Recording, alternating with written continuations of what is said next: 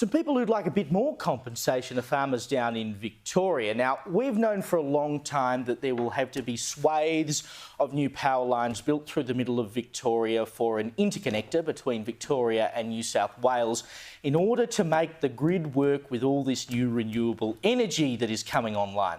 Now, this has to go through the middle of prime agricultural land, and of course farmers have been kicking up a stink wanting to know exactly where these lines are going to go, how much of their land is going to be taken away. The Victorian government has until this point kept it secret. Now, they're apparently going to make it public next week, but the Weekly Times has seen already where they are going to go and have dutifully revealed the line, which you can see on your screen there. Now, this thing will stretch 240 kilometres, right? And it will be roughly 70 to 80 metres wide. So we're talking some farmers are going to have kilometres in length taken out of their land to the tune of 70 or 80 metres wide. Not an insignificant part of their land that is going to be taken over by the transmission company of Victoria. Now, for that, they are due to be compensated to the tune of $200,000 per kilometre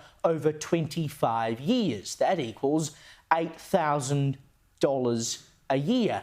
Guess what the government, the state government in Victoria, the Allen government, brings in as a result of the land tax on this land, though? They generate $76 million a year on this land, which is equal to $177,000 per kilometre per year. And they are going to give these poor farmers a paltry $8,000 a year in compensation. Well, the farmers are not having it. One of the farmers from Sutherland, Barry Batters, he says, "We're not going to let them in." He says everyone is going to stand at the gate and say no to TCV, that's Transmission Company Victoria.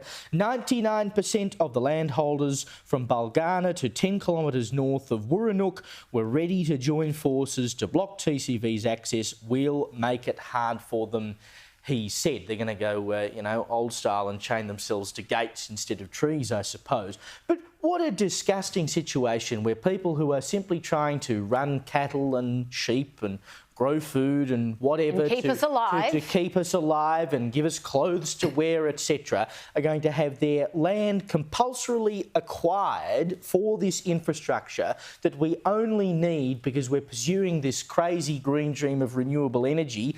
They'll get $8K in compensation a year and the state government gets $177K. That is a joke. The other outrageous part of this is Transmission Company Victoria are currently in the process of getting licences to be able to take this land by force.